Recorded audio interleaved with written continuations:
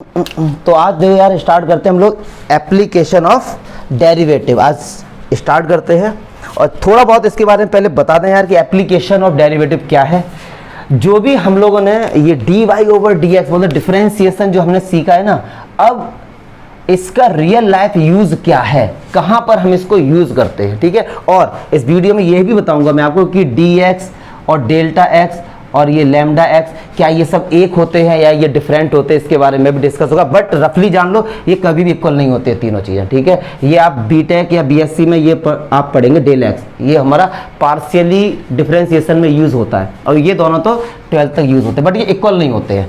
और D Y over D X delta Y upon delta X के equal नहीं होता है, ठीक है। ये भी इक्वल है, ये सब पढ़ेंगे कि क्यों नहीं इक्वल होते। तो जल्दी से एप्लीकेशन ऑफ डेरिवेटिव समझ लेते हैं। क्लास 12th में चैप्टर 6 में 5 एप्लीकेशन बताई गई हैं आपकी डेरिवेटिव की। सबसे पहला rate of change, rate of change जो हम लोग 6.1 में है, रेट ऑफ चेंज मतलब क्या हुआ, ये हमारी एक्सरसाइज 6.1 में है। रेट ऑफ चेंज में क्या होता है कि अगर कोई एक क्वांटिटी चेंज हो रही है तो उसके रेस्पेक्ट में दूसरी क्वांटिटी किस रेट से चेंज हो रही है। जैसे बहुत ही सिंपल था, ये एक सर्कल है हमारे पास, सर्कल की ये रेडियस है, इसका एरिया ए मान लो पाई आर स्क्वायर है। तो अब अगर मैंने इसकी रेडियस में थोड़ा सा भी फ्लक्चुएशन किया, इंक्रीमेंट किया या डिक्रीमेंट किया, तो एरिया में भी तो इंक्रीमेंट या डिक्रीमेंट होगा। तो वो किस रेट से चेंज हो रहा है तो उसको हम लोग पढ़ेंगे 6.1 में। फिर हमारा एक आता है इंक्रीजिंग फंक्शन 6.2 में एंड डिक्रीजिंग फंक्शन। इस ऐसे फंक्शंस की आपको बताना पड़ेगा कि ये फंक्शन इंक्रीजिंग फंक्शन है या ये फंक्शन हमारा डिक्रीजिंग फंक्शन है, क्लियर। और इसका रियल लाइफ यूज जैसे आपने देखा होगा, क्रिकेट मैच आप देखते हैं तो आपको अगर याद आ रहा होगा कुछ इस तरीके का, कुछ इस तरीके का आता है और कहीं पे विकेट गिरे होते हैं तो उसको रेड कलर से इंडिकेट कर देते हैं, यस और नो। तो अगर किसी बल्लेबाज का या किसी टीम का ये ग्राफ इंक्रीज हो रहा है तो आप बता सकते हैं कि भैया उनके रन स्कोर ज्यादा है, यस और नो, ठीक है। तो ये रियल लाइफ, वो एक कंपनी का जो प्रॉफिट है या लॉस हुआ तो वो उसको इस फंक्शन से समझते हैं कि इंक्रीजिंग हो रहा है या डिक्रीजिंग हो रहा है। ये रियल लाइफ यूज है।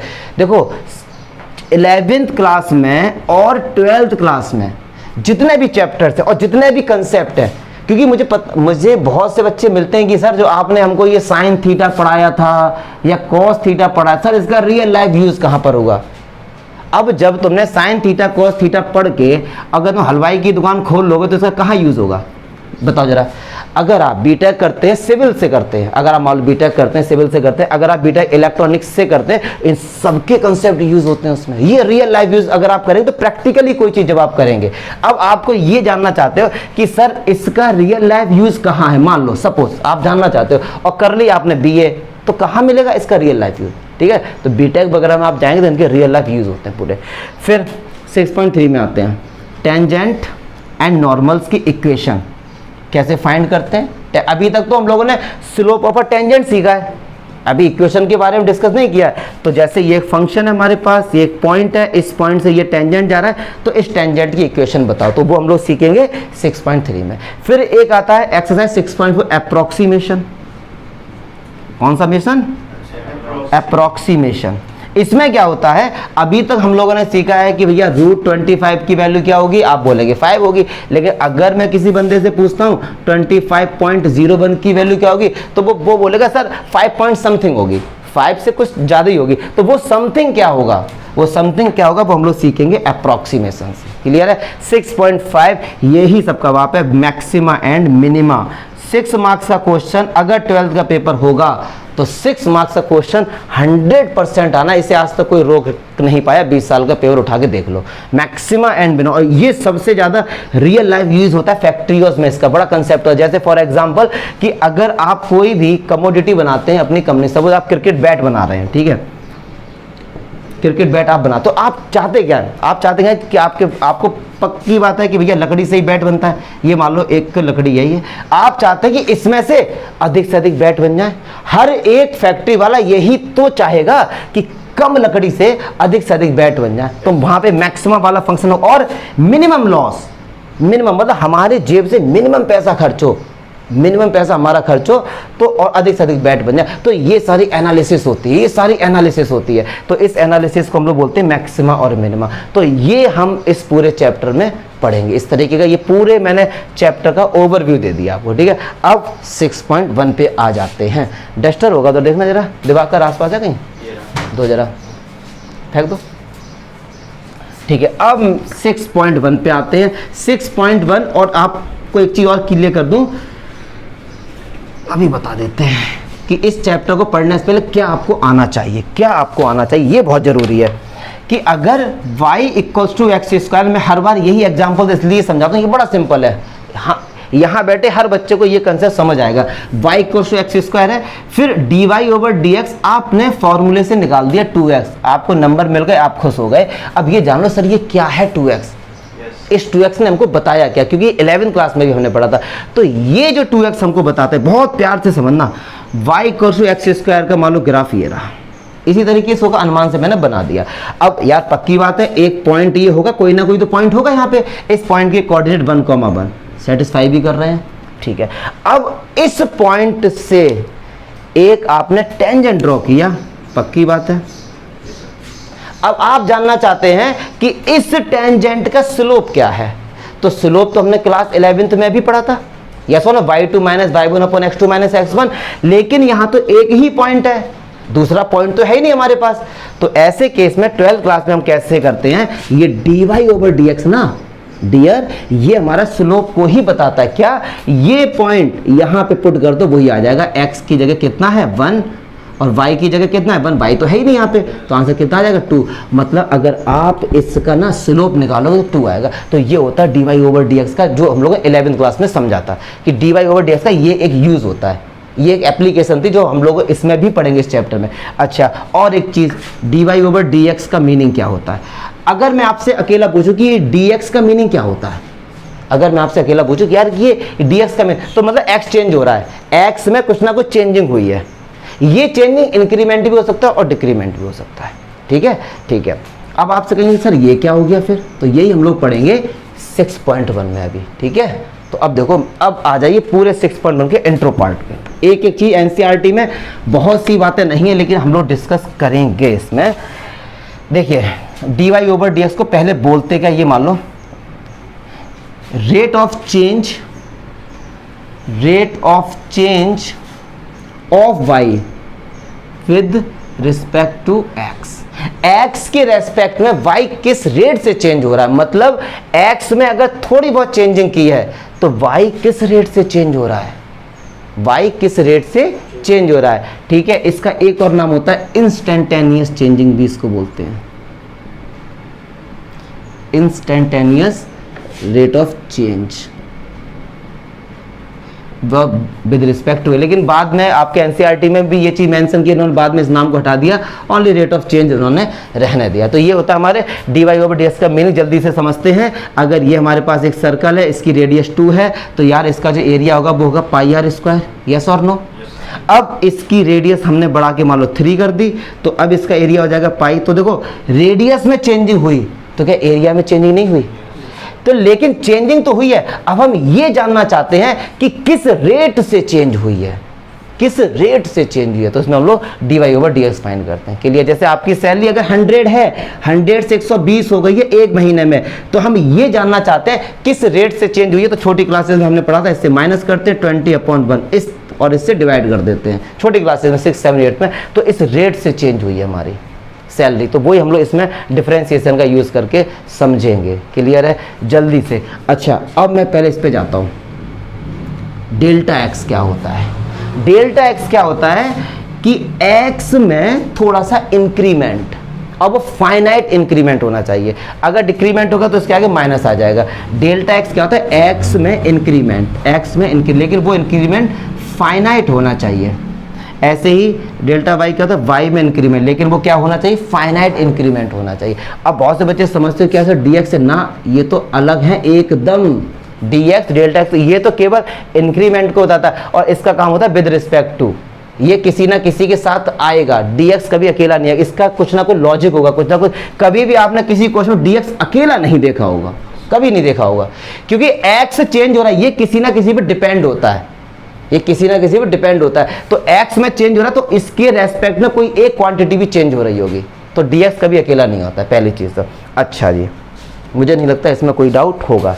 मतलब एक चीज़ कोई चेंज हो रही है, लेकिन कभी कभार क्या होता है कि अगर ये एक सर्कल है, अच्छा सर्कल का एरिया होता है पाई आर स्क्वायर, पाई तो कांस्टेंट है, आर में चेंजिंग करने पर ही तो एरिया में फर्क पड़ेगा, तो इसका मतलब ए जो है वो टोटली आर पे डिपेंड है, पाई का तो कोई मीनिंग ही नहीं, पाई तो कांस्टेंट हमारा इरेशनल नंबर है, ठीक है। तो रेडियस में चेंजिंग होगा तो पक्की बात है एरिया में चेंज होगा, लेकिन रेडियस भी तो किसी के अकॉर्डिंग चेंज हो सकती है, टाइम के अकॉर्डिंग चेंज हो सकती है। अभी टाइम मान लो 7 है, अभी रेडियस मान लो इसकी 10 सेंटीमीटर है, 10 बजे हम रेडियस बढ़ाते गए 10 बजे रेडियस मान लो 20 सेंटीमीटर हो गई, तो रेडियस भी तो टाइम के अकॉर्डिंग चेंज हो रही है। तो टाइम एरिया चेंज हो रहा है रेडियस के अकॉर्डिंग, रेडियस चेंज हो रही है टाइम के अकॉर्डिंग। तो ऐसे केस में डी ओवर डी टी कैसे फाइंड करेंगे, तो इसे लिखेंगे, ये पढ़ा भी हम लोगों ने, डी ओवर डी आर और D R over D T, ठीक है। डी आर से डी आर सही हो जाएगा तो वो चीज़ निकल के हमारे पास आ जाएगी। क्लियर है, पक्की बात है।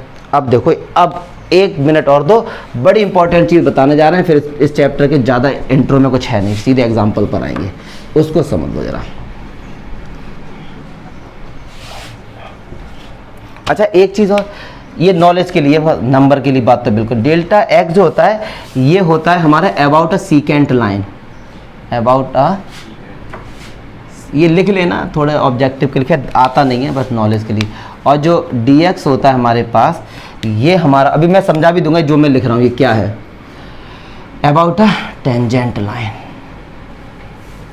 और जो डेल एक्स होता है ये हमारा होता है about a partially differentiation. Partial word आ जाएगी, हम लोग पढ़ेंगे 12 का, सॉरी बीटेक अगर या बीएससी करेंगे दबा के पढ़ेंगे, ठीक है।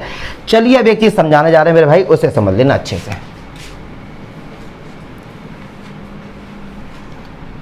एक हमारे पास y equal to F X का एक हमने एक फंक्शन ले लिया, ये हमारे पास एक फंक्शन है y equal to F X, clear है। अच्छा जी, अब मैंने अगर सपोज यहाँ पे कोई पॉइंट है ये x, ये डिस्टेंस किसका कितना x है, तो पक्की बात है अगर मैंने कहा ये कोऑर्डिनेट हमारे हैं x, एफ एक्स। अच्छा एफ एक्स और वाई एक ही बात होती है, अगर मैं कहीं पे एफ एक्स लिखूँ या वाई लिखूँ एक ही बात है, समझ। अब क्यों एक बात है ये पता है कि वाई और एफ एक्स क्यों एक होता है, बहुत सिंपल सी बात है, ये क्लास 11th में भी हम लोग पढ़ चुके। एक्स और एफ एक्स या वाई, हमने एक्स की जो एक फंक्शन है एक्स स्क्वायर, आपने x की जगह 1 पुट किया तो आंसर कितना आया, 1 आया। और आपको याद होगा कि हम लोग ऐसे भी तो लिखते थे y equal to X square, X की जगह 1 पुट किया तो y कितना आया, 1। तो मतलब ये जो वैल्यू है हमेशा y एक्सिस पे इंडिकेट होती है, तो उसे एफ एक्स ले लो, जी एक्स ले लो, एच एक्स ले लो, कुछ भी ले लो, ये वैल्यू हमेशा हम लोग y एक्सिस पर ही इंडिकेट करते हैं, तो इसको y equal to F X लिख देते हैं, ठीक है, कोई टेंशन वाली बात नहीं है। अच्छा तो अगर ये डिस्टेंस x है, पक्की बात है यार ये कितना होगा, एफ एक्स होगा, ये ऐसा और नो, ठीक है। अच्छा अब मैंने क्या किया, x में थोड़ा सा चेंज किया, मान लो वो चेंज हमने किया डेल्टा x, इतना हमारा ये क्या है डेल्टा x, हमने ये चेंज किया, तो अब ये डिस्टेंस पूरा कितना हो जाएगा, x प्लस डेल्टा x। मुझे नहीं लगता यहाँ तक कोई डाउट होगा, ओहो पक्की बात है, ठीक है। तो भैया ये डिस्टेंस, अब इस पॉइंट के कोऑर्डिनेट क्या होंगे, देखो ये तो हमारा हो गया x प्लस डेल्टा x, ठीक है, और इसके क्या हो जाएंगे F X plus delta x, ऐसा और नो, x की जगह ये वैल्यू पुट कर दिया तो ये हमारा कितना हो जाएगा f। मुझे नहीं लगता कि यहाँ तक कोई डाउट होगा। अच्छा एक चीज़, अब देखो जरा, अगर हमने x में थोड़ा सा चेंज किया है तो पक्की बात है y में भी चेंज होगा, यस और नो। तो हमने जब x में थोड़ा सा चेंज किया, मतलब अभी एफ एक्स था, अब हमने x में डेल्टा x चेंज कर दिया तो y में भी कुछ ना कुछ चेंज होगा, y में मान लो कितना चेंज हो गया, डेल्टा y चेंज हो गया, क्लियर है, ठीक है। तो डेल्टा y यहाँ से निकालो क्या होगा, डेल्टा y बराबर होगा F X plus delta x minus का y, F X plus delta x, और अच्छा y की जगह क्या पुट कर सकते हैं, y इक्वल टू किसके है, एफ एक्स। अब देखो ना यहीं से चीज़ें शुरू हो रही, बहुत इंपॉर्टेंट चीज़ शुरू हो रही है। पहले तो यहाँ तक कोई डाउट है, पक्की बात है। अच्छा एक बात जान लेना जरा भैया, बता देते हैं, ये delta y upon delta x, ये जो होता है ये एवरेज रेट ऑफ चेंज होता है, एवरेज रेट ऑफ चेंज बोलते हैं इसको, एवरेज रेट ऑफ, देखो यार मैं एक चीज़ बता दूं, क्लियर कर दूं, अगर आप एनसीईआरटी के अकॉर्डिंग या और किसी बुक के अकॉर्डिंग पढ़ते हैं, आर.एस. अग्रवाल में भी ये ज़्यादा डीप में नहीं समझाएगा, क्योंकि वो उनका फोकस ज़्यादातर नंबर्स पे रहता है, क्वेश्चंस की क्वांटिटी पे। बट ये अगर आप सीखेंगे ना तो बहुत सी चीज़ें आपकी क्लियर होंगी। अच्छा अब देखो यहाँ तो कोई दिक्कत नहीं ना, चलिए अब देखिए जरा 5.2 में डिफरेंशिएबिलिटी का जो मैंने प्रूफ बताया था, अब यहाँ पे उसका यूज होगा। ये पॉइंट मान लो डियर ए है और ये पॉइंट बी है, ए से मैंने बी को मिला दिया तो क्या ए बी सीकेंट नहीं हो गई? या कॉर्ड बोल दो, कॉर्ड या सीकेंट में अंतर पता छोटी क्लासेस में, अगर ये मिला दिया तो ये कॉर्ड है, इसको आगे बढ़ा दिया तो ये सीकेंट हो गए, तो इसको आगे बढ़ा दो कोई दिक्कत नहीं, सीकेंट बोल दो कॉर्ड बोल दो, कोई ऐसी टेंशन वाली बात नहीं है। क्लियर है? अब समझना जो बात मैं बताने जा रहा हूँ। D Y over D X को हम एक तरीके से ये भी तो लिखते थे एफ डैश एक्स, और D Y over D X बताता क्या है? स्लोप ऑफ अ टेंजेंट, अभी बताया था मैंने। अब सुनो ध्यान से समझना हर्ष, ये ए पॉइंट है, ये बी पॉइंट है। मैंने ऐसा किया कि मैंने क्या किया, ए पॉइंट को सरका के थोड़ा सा यहाँ पे ले आया, फील करना बस, बी पॉइंट को सरका के थोड़ा सा यहाँ पे ले आया, तो अब ये कॉर्ड बन जाएगा, यस और नो। फिर और थोड़ा ए को यहाँ पे लेके आ गया, बी को यहाँ पे लेके आ गया, तो अब ये कॉर्ड ऐसा बन जाएगा। ऐसे ही मैं ए और बी को बहुत इतना पास लेके आ गया, लेकिन बहुत पास लेके आ गया, इतना पास नहीं कि एक के ऊपर एक नहीं, इतना पास लेके आ गया कि इमेजिन नहीं कर सकते आप। क्या बात सुन रहे हो? और अब एक बात बताना जरा, जब ए और बी बहुत पास आएंगे तो क्या delta X approaches to zero नहीं होगा? क्योंकि डेल्टा एक्स तो इतना है ना, ये डिस्टेंस कितना है डेल्टा एक्स, मैं इसको और पास लाया और पास लाया, तो क्या डेल्टा एक्स कम नहीं हो रहा है? यस और नो? पक्की बात है ना?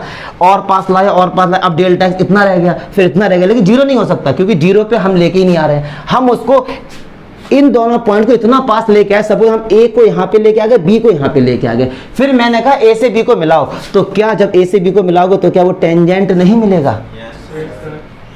चमका? चलो अगर उस फिगर से समझ नहीं आ रहा, यहाँ समझो, एक पॉइंट ए रहा डियर, एक पॉइंट ए रहा, यहाँ पर है, इन्हें और पास लेके आए, और पास लेके आए, और पास एक पॉइंट ऐसा आएगा जहाँ पे वो हमको जो सीकेंट है ना, वो हमको टेंजेंट की तरह वर्क करेगी। क्या बात समझ आ रही है? पक्की बात है? ठीक है। तो इसीलिए मैंने कहा था कि जो डेल्टा एक्स होता है वो किसको रिप्रेजेंट करता है? About a secant line. जब डेल्टा एक्स इतना है तो ये लाइन क्या है? सीकेंट है, और जब ये बहुत ज्यादा पास आ गया तो ये टेंजेंट बन गया। ठीक है, चलिए अब देखो। अच्छा, और हम लोगों ने एफ डैश एक्स कैसे निकालना सीखा था कि ये तभी तो टेंजेंट बना, ये जो सीकेंट था टेंजेंट बना कब? ये टेंजेंट तब बना जब lambda X equal to zero हो गया, टेंस टू जीरो हो गया, तभी तो ये बनाना टेंजेंट। अच्छा, अब ए यहाँ पे आ गया था, बी यहाँ पे आ गया था। अब अगर मैं आपसे कहूँ कि स्लोप ऑफ ए भी बताओ, तो हर कोई बच्चा बोलेगा y2 minus y1 upon x2 minus x1। Yes और नो? स्लोप का फॉर्मूला चेंज थोड़ी ना होगा यार। तो ये मान लो x1 मान लो, इसे ले लो, y1 x2 और y2, फॉर्मूला होता है y2 minus y1 upon x2 minus x1। इससे ये कैंसिल हो गया। अभी ये क्या चल रहा भैया हमारे पास? D Y over D X limit lambda X equals to zero. अच्छा, अब ये हमारे पास बचा F X plus delta X minus F X. क्या इसकी जगह डेल्टा वाई लिख सकते हैं? तो देख लो भैया, ये हमारा बात ही बात में प्रूफ हो गया कि D Y over D X, जो बहुत से बच्चे समझते थे कि delta Y upon delta X से इक्वल होता है, वो नहीं होता है। वो तब इक्वल होता है जब limits delta X tends to zero हो जाए। और क्यों जीरो हो जाए? आपके सामने है, क्योंकि भैया D Y over D X बताता है क्या? Slope of a tangent. और टेंजेंट कब बनेगा? जब ये बहुत पास आएंगे और ये पास आएंगे, तो delta X tends to zero होगा, तभी पास आएंगे ये। क्या बात समझ आ रही है? और इसी D Y over D X को कहते हैं इंस्टेंटेनियस रेट ऑफ चेंज। ठीक है, फिर बाद में इसके नाम से इंस्टेंटेनियस वर्ड हटा दिया गया था, क्योंकि टीचर को बोलने में दिक्कत हो रही है, जो भी कुछ था ये हटा दिया था बाद में, इसको रेट ऑफ चेंज बोला गया। और इसी के बारे में हम लोग पढ़ेंगे दबा के। अब ये हो गया इसका इंट्रो पार्ट, और कुछ नहीं इसके इंट्रो पार्ट में। मैंने बहुत ज़्यादा ही बता दिया, इंट्रो पार्ट में है नहीं, एनसीईआरटी में एक पेज में नहीं है इंट्रो पार्ट, क्योंकि ये हम लोग पढ़ते आए, एनसीईआरटी ने ठीक बताया, उन्होंने ज़्यादा डीप में डिस्कस इसलिए नहीं किया क्योंकि उन्होंने बच्चों को 11वीं क्लास में सब पढ़ा दिया था, फिजिक्स में भी और मैथ्स में भी। देखो अब एग्जाम्पल कराता हूँ। एग्जाम्पल फर्स्ट देखते हैं जल्दी से, थोड़ा अब कंसेप्ट आपको समझ आएगा कि क्वेश्चन बोल क्या रहा है। Find the rate of change of the area of the circle. कह रहे सर्कल है, सर्कल का जो एरिया मान लो ए है, रेडियस मान लीजिए आर है, तो पक्की बात है एरिया पाई आर स्क्वायर हो गया। कह रहे फाइंड क्या करना? Rate of change of the area. Area में चेंज हो रहा है तो पक्की बात है डीए, डीए तो लिख ही दो। डी का मतलब हो गया चेंजिंग, डिफरेंस कुछ ना कुछ डी ए। अब किसके रेस्पेक्ट में, क्योंकि डी ए अकेला खुद में कुछ नहीं है ना, डी एक्स अकेला खुद में कुछ है ही नहीं। क्या बात समझ में आ रही है? कभी आपको डी ए या डी आर ये अकेला इनका कोई मीनिंग ही नहीं है, डेल्टा एक्स का तो अकेला मीनिंग है, ठीक है सर। तो कह रहे हैं D A rate of change with respect to its radius, किसके, इसके रेडियस के रेस्पेक्ट में। मतलब क्या हुआ, रेडियस चेंज हो रही है तो ये बताओ एरिया किस रेट से चेंज हमारा हो रहा है। तो मतलब हमको क्या फाइंड करना है, D A over D R हमको फाइंड करना है। मुझे नहीं लगता इसमें कोई डाउट होगा। चलिए और क्या कह रहे हैं, अच्छा आर इक्वल्स टू 5 सेंटीमीटर, ठीक है। अब देखो एरिया होता है पाई आर स्क्वायर, तो पक्की बात है D A over D R क्या होगा, तो 2 पाई आर। अब ये मत पूछना डिफरेंशिएशन कैसे हो गया, आर स्क्वायर का 2 आर, पाई तो कांस्टेंट था ही, तो ये क्या होगा, रेडियस चेंज होने पे एरिया इस रेट से चेंज होगा, इस रेट से, ये यूनिवर्सल चेंज हो गया, इस रेट से चेंज होगा। अब जिस भी पॉइंट पर चाहिए वो पॉइंट पुट कर दो यहाँ पे। अब ये कह रहा है कि हमें इस पॉइंट पे चाहिए, वो कह रहे हैं हमको इस पॉइंट पे चाहिए, तो भैया कुछ नहीं करना, आर की जगह 5 पुट कर दो, मतलब 10 पाई और area centimetre square upon centimetre. Clear है? अच्छा अब जल्दी से बता दें कि 10 पाई का मीनिंग क्या हो गया, जल्दी से नंबर मिल गए, जल्दी से समझ लो। ये एक सर्कल है हर्ष, ठीक है, इस सर्कल की रेडियस मान लो अभी कुछ होगी, मान लो 1 होगी अभी, तो एरिया और कुछ होगा। जब रेडियस 2 हुई तो एरिया और कुछ हुआ, रेडियस 3 हुई एरिया और कुछ हुआ, रेडियस 4, ऐसे ही रेडियस बढ़ रही है तो एरिया में इंक्रीमेंट हो रहा है, तो हर पॉइंट पे इंक्रीमेंट अलग अलग होगा ना। जब रेडियस इतनी होगी मान लो इतनी, तो एरिया किसी और रेट से चेंज हो रहा होगा, जब रेडियस इतनी होगी तो एरिया और किसी रेट से चेंज हो रहा है। ऐसे ही जब रेडियस 5 के पास अप्रोच कर रही है, 5 हो गई है, तब इस रेट से एरिया चेंज हो रहा होगा। मतलब हर इतने सेंटीमीटर स्क्वायर पर सेंटीमीटर से एरिया चेंज हो रहा होगा। जैसे ही 5 के पास रेडियस आप लेके गए, ठीक है, 4 पे लेके गए होगे तो और किसी रेट से चेंज हो रहा होगा। यदि 5 पे लेके गए तो इतना एरिया चेंज हुआ ना, ये तो ये एरिया इस रेट से चेंज हो गया, ठीक है। ये सिंपल सी चीज़ें हैं। चलिए जल्दी से सेकंड एग्जांपल।